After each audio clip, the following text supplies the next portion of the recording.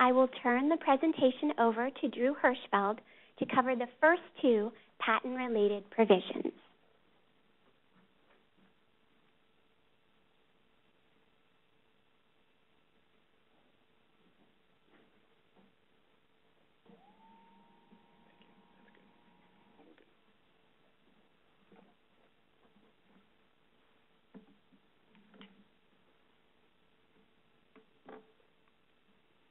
Good morning, everybody.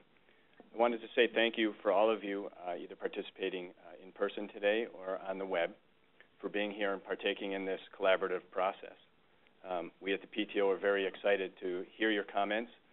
We've received many comments already, and we're hoping that these roadshows are very informative to all of you so you can make more informed comments and we can start the back and forth that we need to implement these provisions in the best way possible. So personally, in my career, 16-year career at the PTO, this is one of the high points to be at the PTO and partake in such a process. It is something like I've never seen before, and I thank all the PTO people in the room who have been working tirelessly on all of these notices. So today I'm going to talk about the pre-issuance submissions and the inventor's oath and declaration, the two notice of proposed rulemakings. As I go through each of the details on the notices, I'm going to focus primarily on the office goals for the proposed rules. It's very important to discuss the goals because we want everyone to understand not only what we did, but the reasons behind why we did what we did. If you understand the reasons behind, we can have a much better conversation about where changes should be made. So to the extent you hear our goals and you may disagree with the goals, we would like to hear that, of course. And to the extent you agree with the goals, we would like to hear that as well. And of course, we're expecting that there's many times where you agree with the goals, but possibly have different ways to implement and reach our goals. And so, of course, that is information that we are hoping to get back from everybody. I'm going to talk about the key points and provisions of the two notices that I discussed. And I'll try to highlight what our goals were, as I mentioned, as I get to the provisions. So moving on to the pre-issuance submission, of course, the goal here is very straightforward.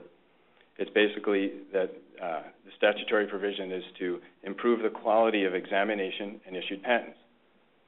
Third parties can now put prior art, put references, printed publications, in front of an examiner during examination so that examiner can consider those documents in the examination process. I think it goes without saying that getting the best art in front of the examiner leads to the best quality examination and hence the best quality patent. Now, when we were looking at the rules and how to implement in our notice of proposed rulemaking, we wanted to make sure we were focused on efficiency of processing of submissions. So we didn't want to get caught up in provisions and technicalities that would slow us down. We wanted to make sure that we can get the references in front of the examiner as efficiently as possible and so that there's no delays at all. We also wanted to make sure that we were focused on the most relevant submissions. So to the extent that we could, we wanted to limit the number of references in front of the examiner so that examination is, of course, as most efficient as possible. On the next slide, I have 35 U.S.C. 122E, or parts of it, and this is the basis for third-party submissions being put in front of the examiner. That's the first bullet on there. And of course, it addresses that the printed publications of potential relevance can be put in front of the examiner and filed with the office and will be entered into the file for consideration by the examiner. The second bullet sets forth some of the requirements that a timely filed submission must include. The first one is a concise description of the relevance, and that I have a slide in a minute I'll talk about. And of course, there would need to be a fee. I have some slides on the fee, and then there also would need to be a statement that the submission is in compliance with this section. So moving on to the concise description, you need to explain the why and the how. It's basically why the document was submitted, and this is true for every document that's submitted, and how the document is of potential relevance to the examiner. This is, of course, important because it will help the examiner look at the reference and make the best determinations as efficiently as possible, of course, getting back to the goals.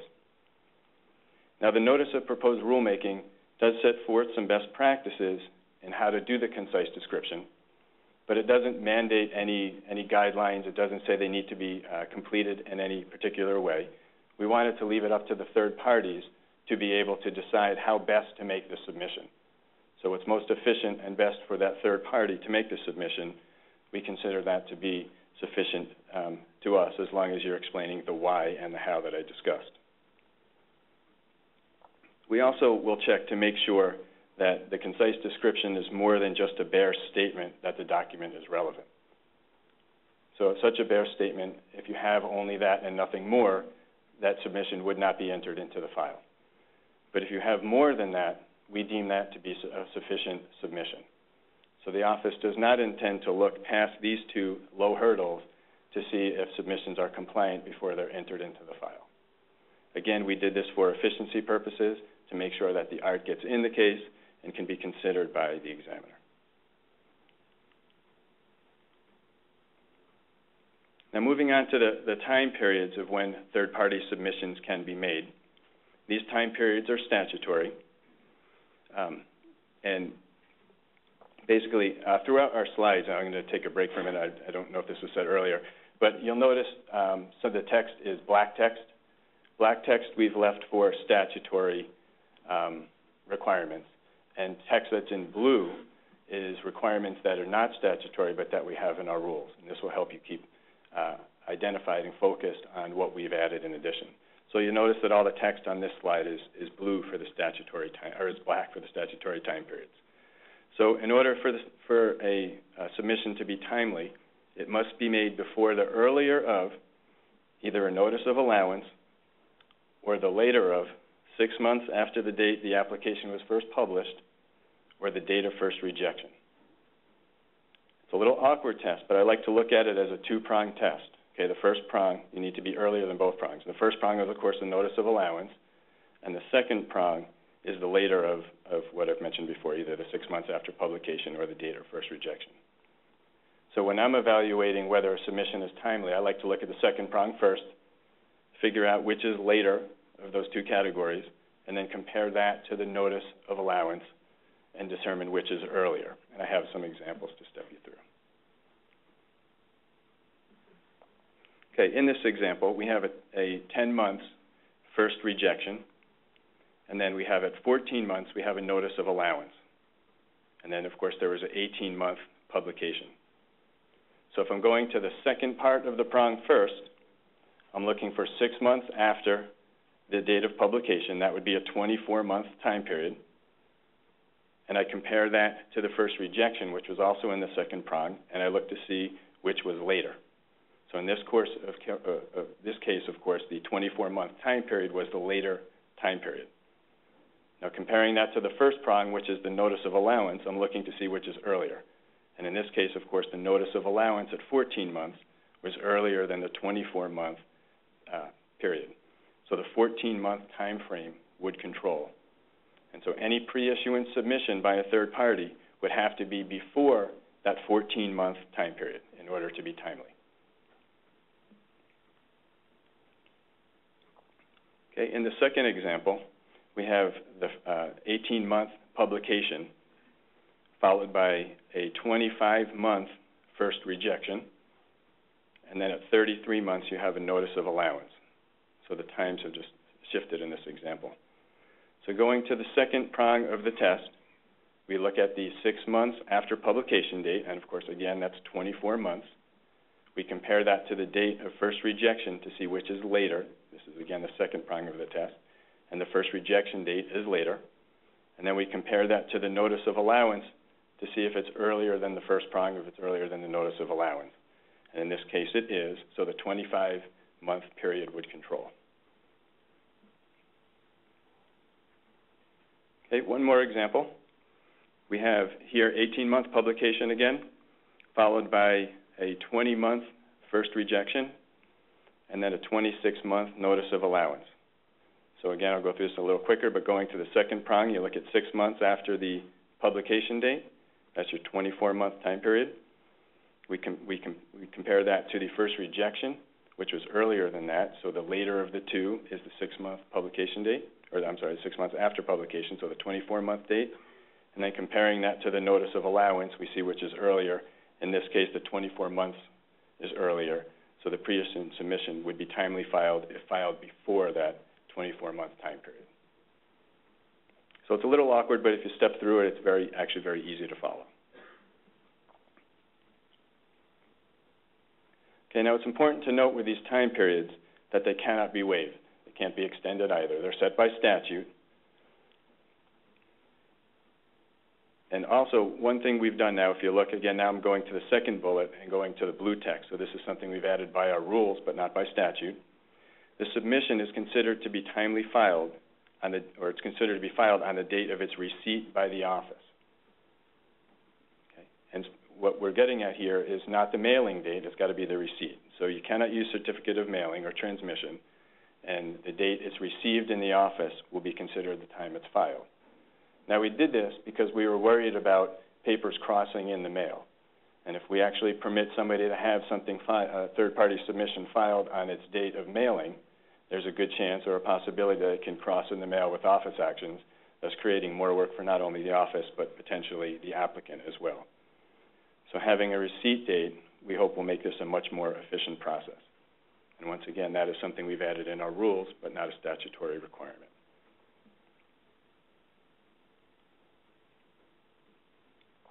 A couple more points about third-party submissions. Third parties are not required to serve submission on applicant. And we were concerned here, this is again for efficiency purposes, we were concerned that challenges to service would impact or negatively impact pendency. We didn't want to get caught up in the, was this technically done correct? We wanted to make sure the art got in front of the examiner. Also, there's no duty on the applicant to reply to a submission, absent a request by the office. And the office is not intending at this point in the notice of proposed rulemaking to notify the applicant of entry of a submission into a case. Now, we did this because the submissions will be entered into the file. If they're compliant, they'll be entered into the file. And the applicant will be able to see them in the file. And, of course, references will be considered like an IDS, so the applicant will know which references were considered and not. Now, some of the feedback we've received so far, are that the applicants do want to know when there's been an entry into their case. And I'm flagging this here as a point that we would love to hear your comments on how critical this is. Some applicants have said, we want to know as soon as something comes in because we may want to respond. We may want to look at it right away. We don't want to wait until, say, the next office action when we would notice that it's in the case. One possibility we have, and this is not in the notice of proposed rulemaking, is the possibility of an e-notification, something that we're just looking at and exploring, and we welcome your comments, and we'll certainly take them to heart. Okay, moving on to the fees. There's a $180 fee for every 10 documents listed or a fraction of the 10, with one caveat. There's no fee for the first 3 or fewer documents that are submitted in the situation where the third-party submitter states that this is their first and only submission, and then if they do so, they get 3 or fewer for free, And this encourages focused submissions of small amounts of art in front of the examiner.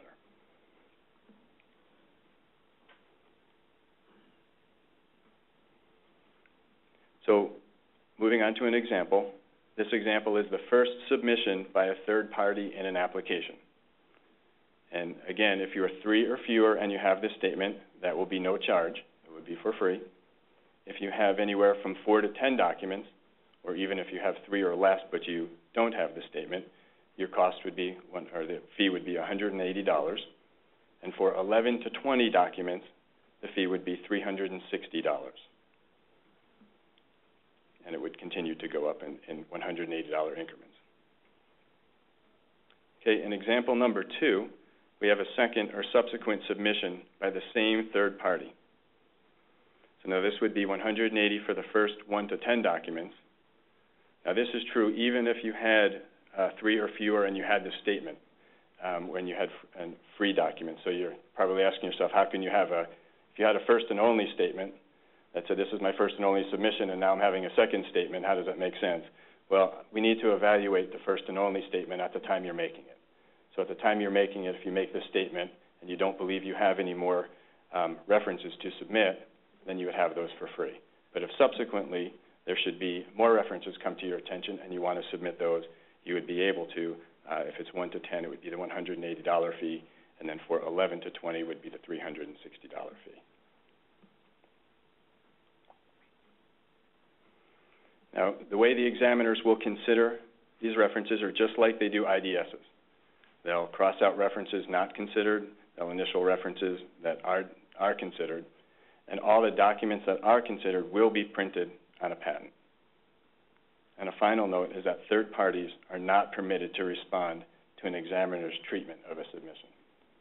So if a third party does attempt to respond, that won't be entered into the file, won't be available in the file at all.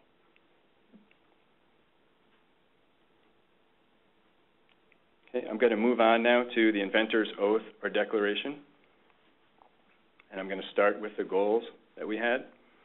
And we would like, we tried to implement in the Notice of Proposed Rulemaking rules that would simplify the current rules while assuring efficient examination and minimizing pendency. Another goal that we had was to obtain the inventive entity prior to examination on the merits. Now, this is an important one because we've already received feedback on some of the way we've implemented. And basically, for us, examiners need to know the inventive entity to do examination. There's prior art determinations, there's potential double patenting rejections. So the inventive entity needs to be upfront for examination for efficiency purposes. If the inventive entity is decided later on during examination, rejections could potentially change. They could be removed, they can be added. So one of our goals was to make sure that the inventive entity was defined upfront prior to examination. Okay. Moving to the requirements of an oath or declaration, on statutory 35 U.S.C. 115A, except with a few exceptions, inventors have to still execute an oath or a declaration.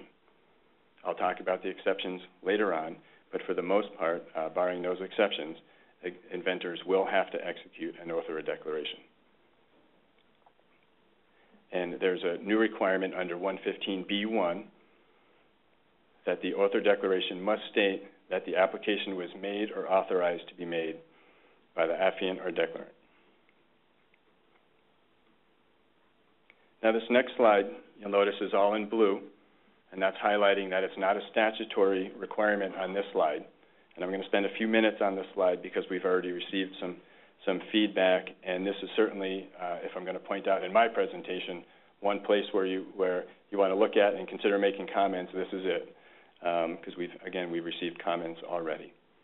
So here I have two requirements on this slide in the bullet, and basically the oath or declaration must be submitted on filing or shortly thereafter. What we mean by that is we'll have the same requirements as we do today, that the oath or declaration will be submitted early on in prosecution so that it's actually, or early on in filing the application, so that it's before the examiner at the start of examination.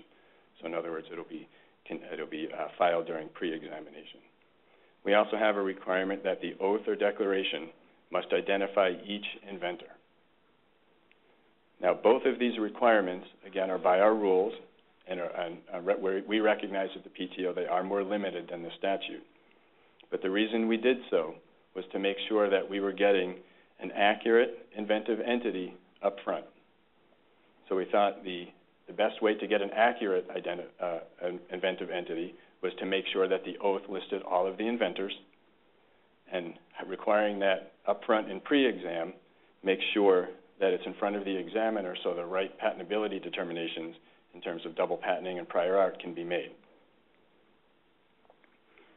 Now, I've already mentioned some of the pendency concerns if we did not have the inventive entity decided up front. And of course, we're going to reiterate that, but there's potential rework. If you have, again, the inventive entity is not defined, the examiners may have to redo work, making more work for everybody involved and making this process certainly less efficient. And there's also a potential delay at allowance. Under the AIA, the statute does state that the oath or declaration can be filed up to the time of allowance. Now, if we were to permit that to occur, you could have a situation where you could introduce delays in prosecution.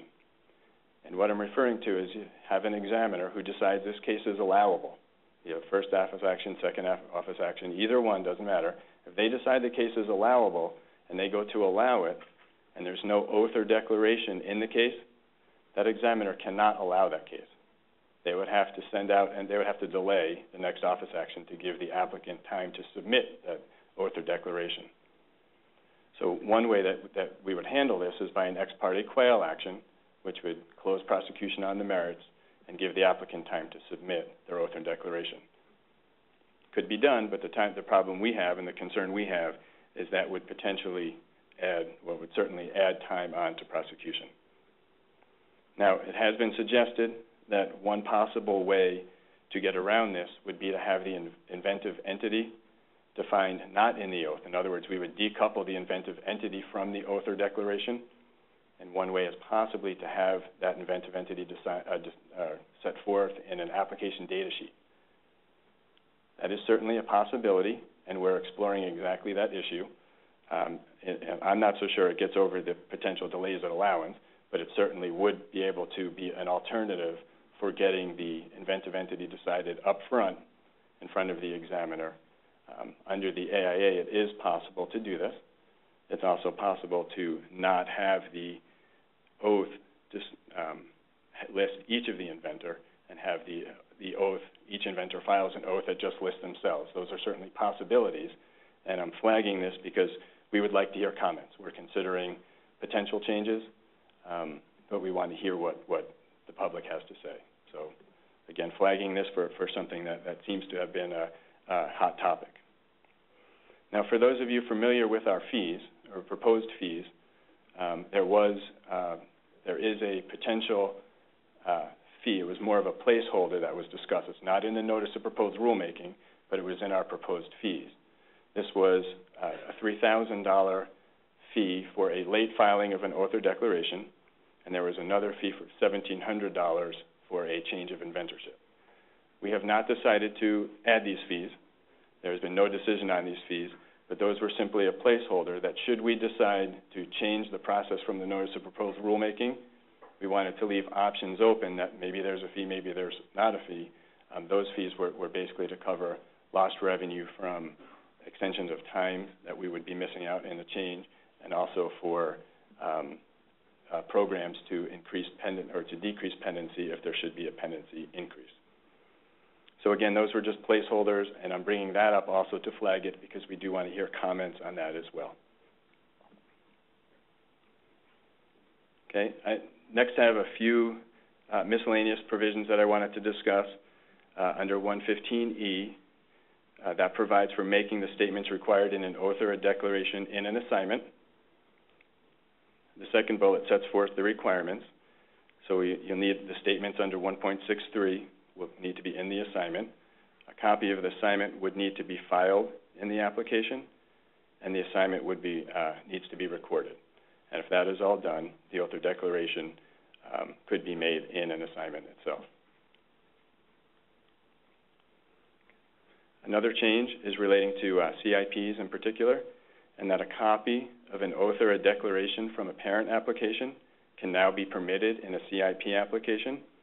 Previously, or under current law, you cannot do that. You can do that in continuations, but not CIPs.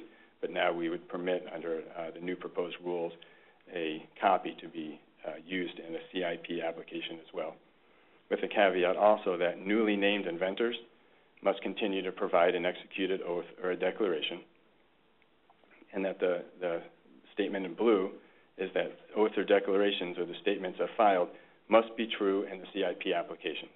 And what we mean by that is all the statements that were made, of course, need to still apply to the continuation in part, and if they do apply, you can make the copy. Turning to reissue oaths or declarations, our rule does include some more specificity for the examiner. This, of course, was done to help the examiners who are going through the author declaration. And looking to the first bullet, claims broadened in any respect must be treated and identified as broadening claims. And this is true whether or not that claim actually has some broadening components and some narrowing components. And then you also must identify each reason that provides the basis for reissue. Under current practice, you can state that the patentee was claiming more or less than had a right to claim. That's no longer deemed to be sufficient. You can state that the patentee was claiming more, or you can state the patentee was claiming less, but the more or less is no longer sufficient. And again, we were hoping to have more specificity for the examiner. I spoke previously about the exceptions to inventor execution, and those exceptions are set forth in 115D2. And that's where the inventor is either deceased, legally incapacitated, unable to be found or reached after diligent effort, or refuses to sign. And with regard to when the inventor is either deceased or legally incapacitated, the author of declaration may now be made by a legal representative, which is true under current practice, but under the notice of proposed rulemaking would also be permitted to be made by an assignee and a party to whom the inventor is under obligation to assign, or a party who otherwise shows a sufficient proprietary interest.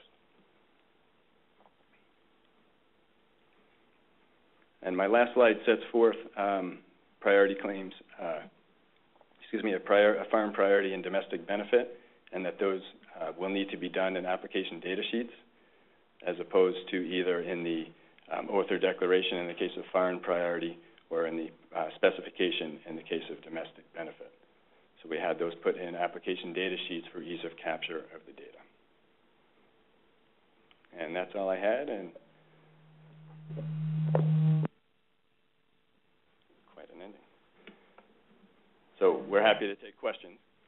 I'm going to turn down and if there's anybody else.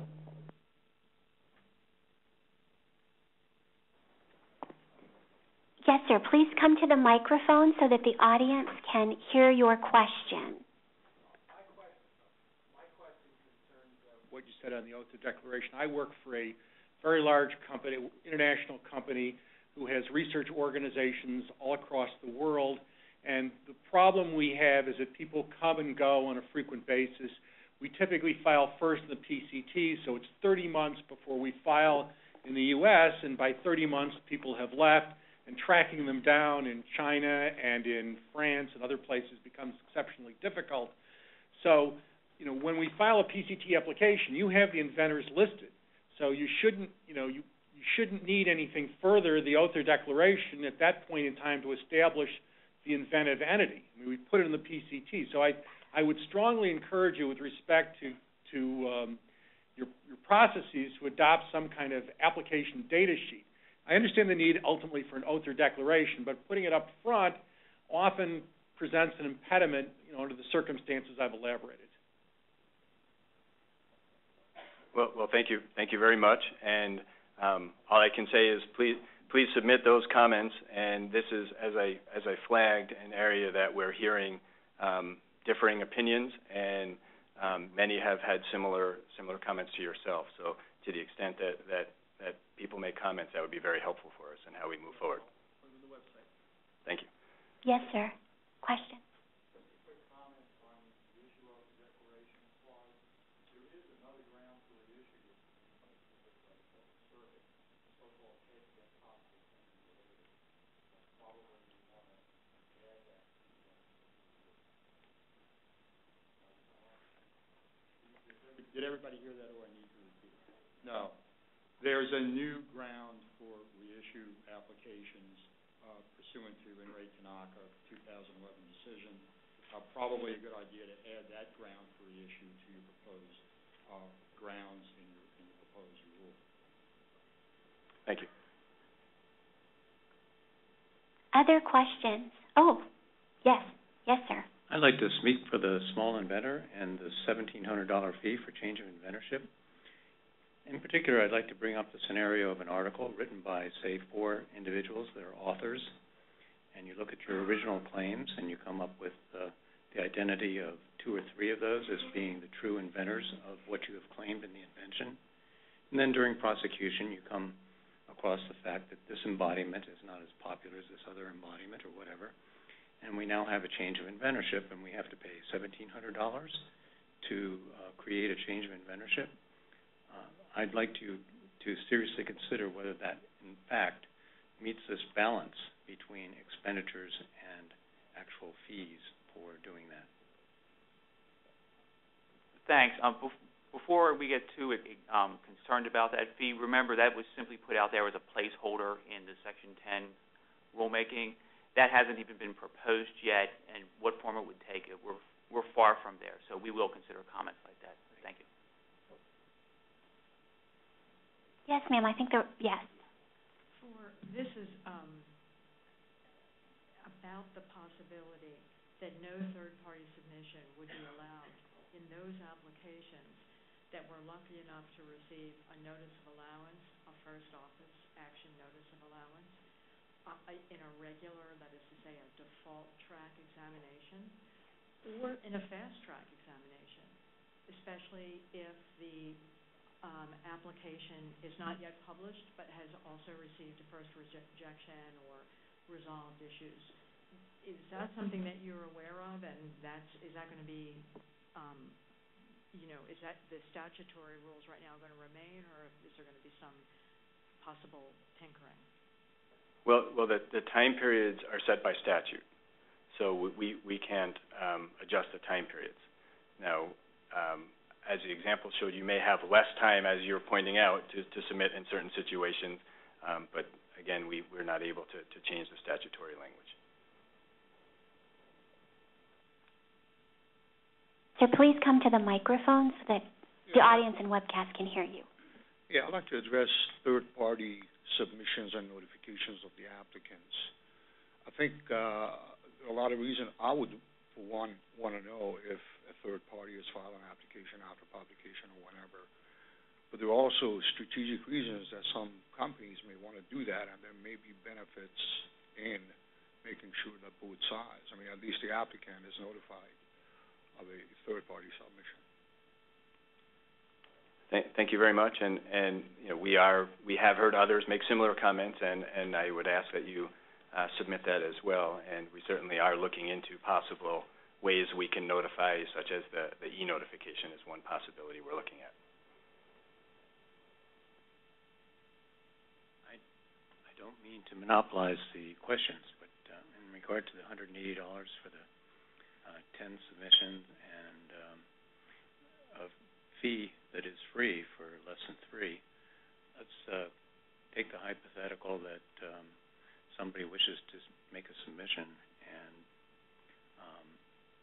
it's merely, I think you use the words, a bare statement that this is relevant.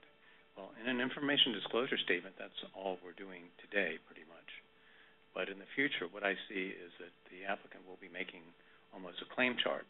We'll put together the published application claim, and then we'll say, here's the prior art on the right-hand side, and it'll be a 102 or a 103, and we'll identify those 1 or 2 or 3 rejection.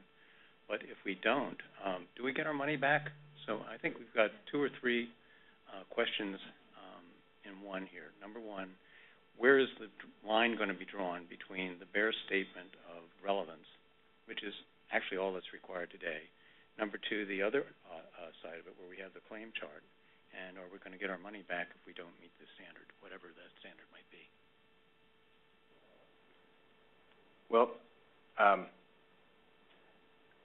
not sure I understood. It seems you're saying something about submitting detailed and not having a detailed explanation and not having that be considered sufficient. But basically, the hurdle that we have is the bare statement. A person other than the examiner will likely review that submission when it's sent in, and if there's more than the bare statement there, then that would be sufficient to be entered into the file. In the case, something as simple as look at Figure 4 would be sufficient, or we don't know. I think my answer is I don't think we do know, because I think that that certainly might depend on the technology and what's shown in Figure 4. So I think that has to be almost on a case-by-case basis. But if, what we were referring to with the bare statement was simply this is relevant, something to that effect. So if you have more, we're going to deem that to be sufficient, and we're purposely taking this line so as to make it easier on the third parties to submit. For our webcast audience, I don't want you to think we've forgotten about you. So if you please type your question in through the web chat feature, I will ask the question for you. Yes, sir, on the left. If a submission is made, but it is not accepted by the PTO, and we are notified, does that create a duty to disclose?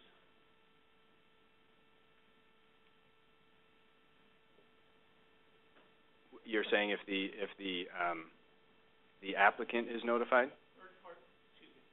Third party makes the submission.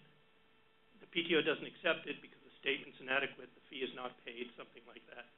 We are notified that the submission has been made. Does that create a duty to disclose to the applicant? So the PTO wouldn't notify, but you're saying if there was notification in another way. If there was a notification to the applicant. Notification to the applicant, that would be up to the applicant to decide whether that reference, falls into their duty of disclosure. Thank you. Okay, well, I think Yes, Bob would like to add something to that one.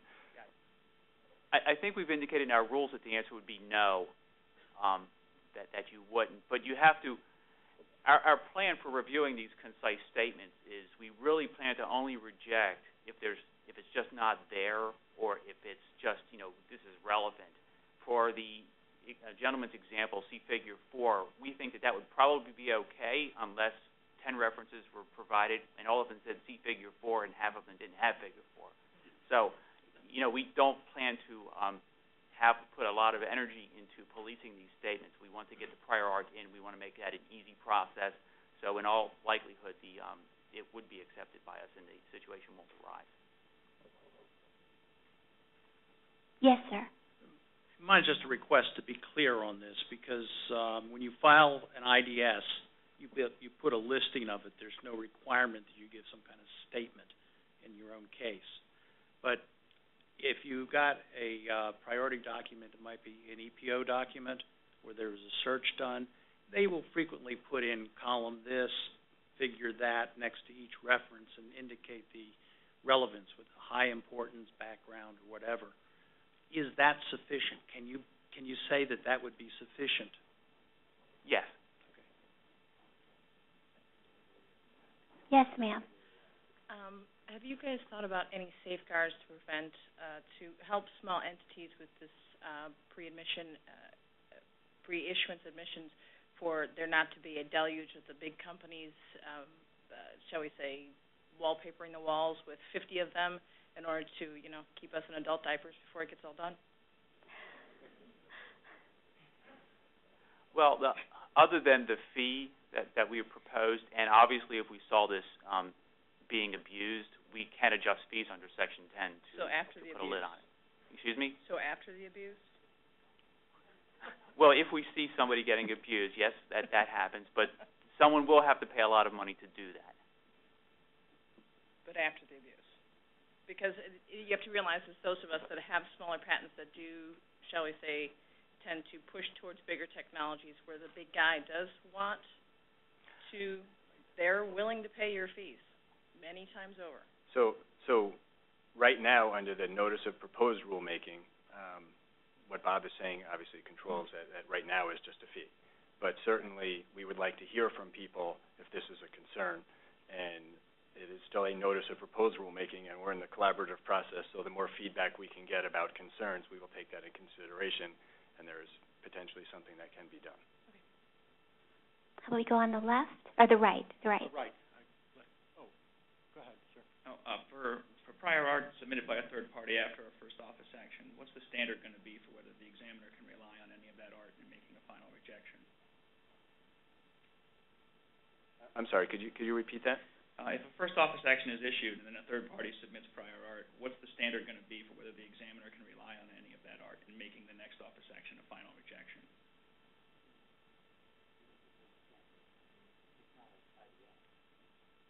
It's not an information disclosure statement, so it would be the same standard. You know, did an amendment necessitate the final? Okay, but under the current standard, if you can certify that if it's your own IDS. This isn't an IDS. This is a different thing. So it would be like the examiner found documents from another examiner. Okay, so if it was necessitated. Yeah. Okay. With regard to the provisions, and I believe it's 115, the provision to allow a legal company, for example, a legal administrator in a company to file an oath on behalf of the unavailable inventor, I would just like to encourage you to be flexible in that regard, because a lot of times we do make companies do make a diligent effort, and we've had37 CFR 147, where we've gotten a great deal of pushback from the office, and we sent it registered mail, and they said, oh, that's not good enough. So, I want to encourage you to give us the benefit of the doubt, as opposed to make us jump through 100 hoops before we finally can say the inventor isn't available. Thank you. Well, just two quick questions. How will third-party submitted art be identified on the printed page as identified by the examiner, or as with a new identification as third-party submission? So we envision to create a form just for the third-party submissions, and so that form would indicate if there's a third-party submission.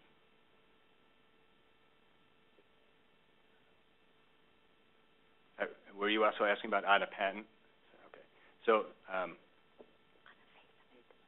the face of a patent. No, I was going to say that's an implementation detail. We haven't worked that out yet.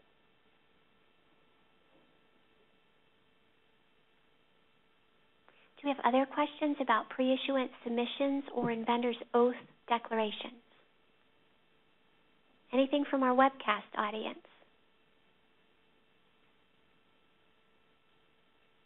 Well, this brings us to our morning break, so let's return here at 11:30, and we'll continue our conversation on patent issues with the miscellaneous post-patent provisions and supplemental examination.